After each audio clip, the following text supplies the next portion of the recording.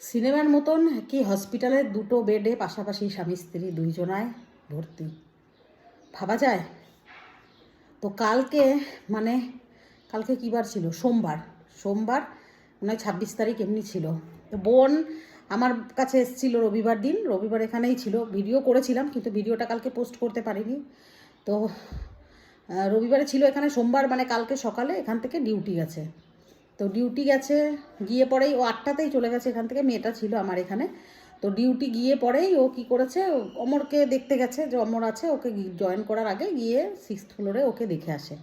তো দেখতে গেছে, দেখে গিয়ে মানে ও ঢুকছে, তখনই ঢুকতে ঢুকতে খবর মানে অ্যানাউন্স করে হসপিটালে। তো অ্যানাউন্স করছে যে মানে কোড ব্লু, মানে কোড ব্লু মানে ওদের ডাক্তারি ভাষায় কী আছে যেন সিরিয়াস পেশেন্ট, মানে কার্ডিক অ্যারেস্ট না কি বলে। তো এরকম একটা কিছু হয়েছে, মানে সে লাস্ট স্টেজ আর কি, মানে খুবই সিরিয়াস অবস্থা। তো এরকম অ্যানাউন্স হয়েছে, ও ঢুকছে তখন ওর কেবিনে, তখন এরকম কোড ব্লু বলে একটা অ্যানাউন্স হয়েছে। তারপরে এবারে আর ঢুকেছে, গিয়ে দেখে অমরের বেড, আর অমর নেই। পাশের পর্দায় মানে অমরের অপোজিটেই পাশের পর্দাতেই পর্দা পুরো টানা আছে, আর অমরের বেড, অমর নেই। আর এই অ্যানাউন্স করছে কোড ব্লু।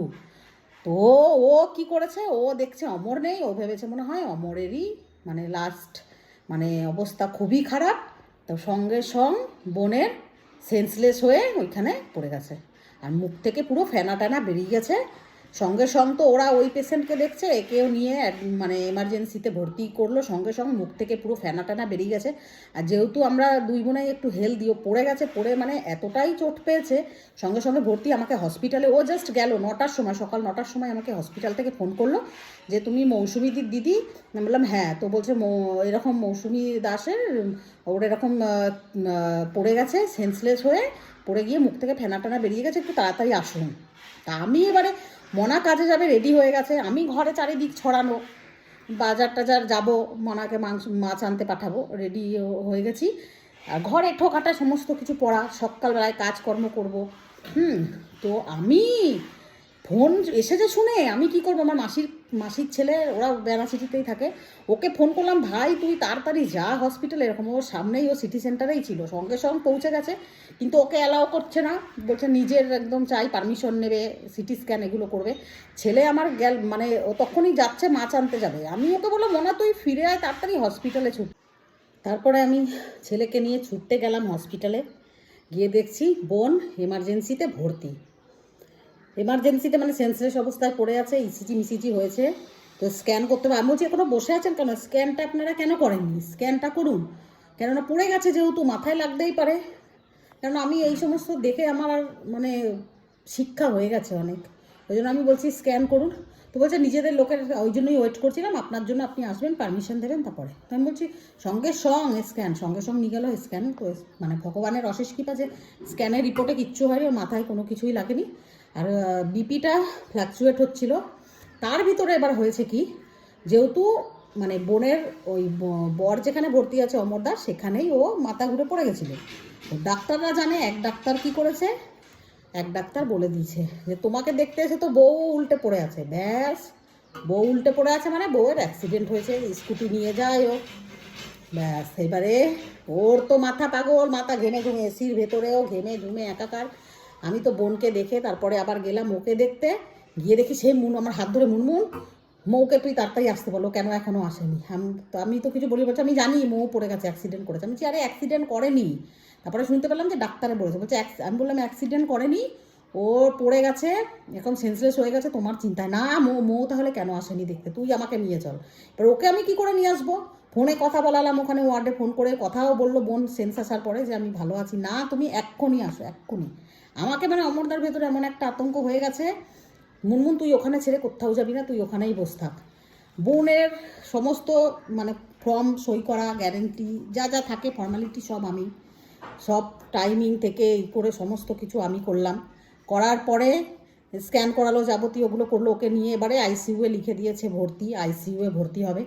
তো ভর্তি আমি বললাম হ্যাঁ একদমই ভর্তি করে নিন, কোনো অসুবিধা নেই। তো বেড ফাঁকা ছিল না আইসিইউয়ে, তো এমার্জেন্সিতেই রাখা ছিল, এমার্জেন্সিতে রাখা। সারাদিন আমি ওই হসপিটাল, আমি মা পরে এসছে, মাসির ছেলে, মেসো, আমার ছেলে সবাই ওই হসপিটালের সামনে দাঁড়িয়ে ওই মানে যে কী দৃশ্য কালকে গেছে, ঠাকুর এইরকম পরীক্ষা কেন নিচ্ছে। তার ভেতরে মনা ওখান থেকে আমাকে ছেড়ে দিয়ে পরে মনা দেখলো, দেখে টেকে চলে গেল ওর কাজে, এমার্জেন্সি এক জায়গায় যাওয়ার ছিল, সেখানে গেল।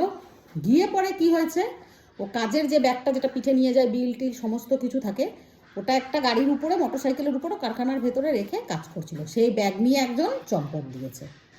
এরপরে ফোন করছে, মা এই হয়েছে, মানে ভাবো একটা দিনে কত কি খারাপ হতে পারে। ফোন করছে, মা আমার ব্যাগ হারিয়ে গেছে। আমি তো আরও চিন্তাতে শেষ হয়ে যাচ্ছি যে ব্যাগ হারিয়ে গেছে, কাজের ব্যাগ, ওর ভিতর জিএসটি বিল, সার্টিফিকেট, স্ট্যাম্প, সমস্ত কিছু, ট্রেড লাইসেন্সের জেরক্স মেরক্স যাবতীয় অনেক কিছু আছে, অনেক কিছু হয়ে গেল। টেনশান। বাড়িতে দুটো মেয়ে রয়েছে, রান্না বান্না কিচ্ছু করে যায়নি, বোনের মেয়ে আমার মেয়ে রয়েছে। মাকে ফোন করলাম, মা তুমি যেই অবস্থাতে আছো তুমি বাড়ি যাও। মায়ের হাত ভাঙা, মাকে বললাম মা তুমি বাড়ি যাও, আমাদের গাড়ি একটা ড্রাইভার থাকে, ওকে দিয়ে মাকে তারপরে বললাম তুমি রেডি হয়ে তাড়াতাড়ি বেরোয় যাও। মা তারপরে ওইখান থেকে এবার হসপিটালে দেখতে যাবে, বোনকে দেখবে, দেখলো বোনের বরকে দেখলো। সে মানে একটা সিনেমার মতন কালকে ঘটনা। একদিকে অমরের এক্সরে হয়েছে, এইদিকে পাশ থেকে ওকে নিয়ে যাচ্ছে।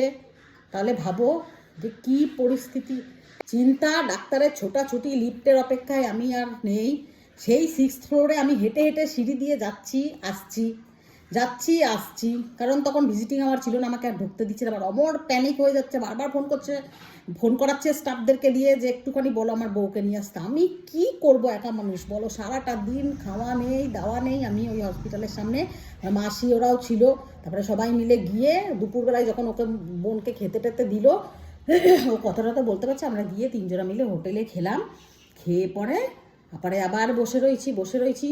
এরপরে বোনের একটু সুস্থ ফিল করছে, ব্যাস এবার আমাকে ছুটি দিতে হবে, থাকবো না, ওদের কাজ আছে, ছুটি দিতেই হবে। নিজের জবরদস্তি আমি বললাম দেখ আমি মন্ডে সই করে আমি নিতে পারবো না, তোর শরীর খারাপ, তোকে ডাক্তার বলছে থাকতে, একদিন থেকে যা। না আমি থাকবো না, অমরকে দেখতে হবে, এই সমস্ত করে নিজে তারপরে রাত 10টার সময় কালকে ছুটি, নিজের রিক্সে ছুটি করালো। ছুটি করিয়ে তারপরে আমরা ওখান থেকে মাসিবাড়ি গেলাম, ছোটো মাসিবাড়ি, ওখানে একটু রেস্ট করে আবার আমরা গোপাল মাঠে এলাম। ও থাকবে না, ওদের একটা স্টাফ এসছে, তাকে মানে কাজের পয়সা দিতে হবে, এমার্জেন্সি আর কি। তো সেইখান থেকে ওই রাত্রেবেলায় এলাম, এসে পরে ওইখানেই গোপাল মাঠেই ছিলাম কালকে। তারপরে আমি আজ ভোরবেলাতে বাড়িতে এসেছি, সকালবেলায় কালকে প্রচণ্ড হ্যাট্রিক গেছে। তারপরে যে মনার ব্যাগটা হারিয়ে গেছিলো, সেও আজকে সকালবেলায় ফোন করেছে যে দাদা আপনার ব্যাগটা আমি কুড়িয়ে পেয়েছি। তো কুড়িয়ে পাইনি, ও বলছে কুড়িয়ে পেয়েছে, কিন্তু কুড়িয়ে না, ওটা ছিল, ও নিয়ে চলে গেছিলো। যে নিয়ে গেছিলো সে কিন্তু ভেবেছিল এর ভিতরে অনেক কিছু রয়েছে, যাই হোক দেখেছে কিছুই আমার কাজের নেই। তো সে আবার বলছে আমাকে 100 টাকা দেবেন, আমি দিয়ে দেবো। সে ঠিক আছে, সকালবেলায় ছেলে গেল আমার, গিয়ে পরে ব্যাগটা 100 টাকা দিল, নিয়ে চলে এসছে। মানে এই রকম লল্লাট। এবারে তোমরাই বলো, এক তো ঘটনা আমাদের সঙ্গেই কি করে ঘটছে, কি ক্ষতি করেছি আমরা কারো, মানে কপালের সময়ের মানে পরীক্ষা, কপালের ফ্যার চলছে আমাদের এগুলো। তারপরে অমরদা টনিকে মানে বোনকে ছুটি করায়, পরে ওকে দেখা করালাম, ও তো একদম এক্সাইটমেন্টে জড়িয়েই ধরলো বোনকে, মানে দেখে শান্তি, না হলে ও মানে আরও হতো। আর টেনশানে ওর সুগার বেড়ে যাচ্ছে, সুগারটা ওর কমাতে হবে, কারণ ওর পায়ে অত বড় একটা অপারেশন হয়েছে, তাই জন্য সুগারটা ওকে কমাতেই হবে। কিন্তু কী করবে জানি না, বারবার ভগবান কিসের এরকম পরীক্ষা নিচ্ছে, কেন নিচ্ছে, আমাদের সঙ্গেই কেন হচ্ছে। আমরা তো মনে হয় না এই মানে জনমে বা জ্ঞানে, সজ্ঞান জ্ঞানে কারুর ক্ষতি করেছি, উপকার ছাড়া কখনোই কারুর ক্ষতি করিনি। ভগবান তাও পরীক্ষা নিচ্ছে, জানি না, হয়তো ভালো মানুষের সঙ্গেই এরকম হয়। তো যাই হোক, শেষ ভালো যার সব ভালো। এবার অমরদা তাড়াতাড়ি সুস্থ হয়ে বাড়ি আসুক, পা ওর ঠিক হয়ে যাক একদম, এটাই ভগবানকে প্রে করি, ঠাকুর ওকে সুস্থ করে দেবে। ওর অপারেশন যখন সাকসেস হয়েছে, এটাও দেখো শুকনো বিপদ, ওর কোনো অ্যাক্সিডেন্ট না, কোনো রাস্তায় পড়ে যাওয়া না, কিচ্ছু না, গাড়ি ঘরে ঢুকাতে গিয়ে দরজাতে পা মুচকে ভেঙে যাওয়া। তাহলে এই বিপদগুলোর কী বলবো, ওইগুলো বলো। এই রকমই আমাদের চলছে এখন। আমার তো লিটারালি মানে সারাদিন হন্তদন্ত, আর থাকতে পারলাম না, কেননা সুগারের ওষুধ নিয়ে যাইনি, টাইমে খাইনি। তো আমি সুগারের ওষুধ এই খাবার খেয়ে নিয়েছি, আমি স্নান করিনি এখনও। তো ভিডিওটা কালকে কোনো ভিডিও যায়নি, তো একটা ছোটো মানে পোস্ট করে তোমাদের বলেছিলাম, তখন আমি এমার্জেন্সির গেটেই দাঁড়ানো রয়েছি, সারাটা দিন দাঁড়ানো বাইরে, কেননা ভিতরে থাকতে দেয় না, ওই টুক করে একটু দেখেই বাইরে এসে দাঁড়িয়ে আছি, সবাই ছিল বাড়ির লোকেরা। তো এই হলো আমাদের কিসমত, কপাল খারাপ, কি বলবো আর। সময় যে এভাবে মানুষকে পরীক্ষা নেয় সময়, সেটাই কেমন ছিল।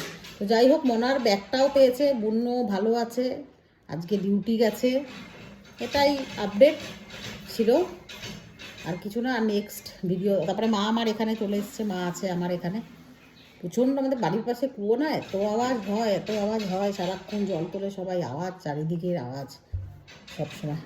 তো এইটাই আপডেটটা ছিল, দিয়ে দিলাম তোমাদের। যেহেতু আমি ডেলি ব্লগ হিসেবে মানে শেয়ার করি, তো সব কিছুই তোমরা ভালো মন্দ, ভালোও যেমন তোমাদের সঙ্গে শেয়ার করি, খারাপটাও শেয়ার করি, সমস্ত কিছু। তো এই জন্যই তো এন্ড করলাম আজকে, আর কি বলবো।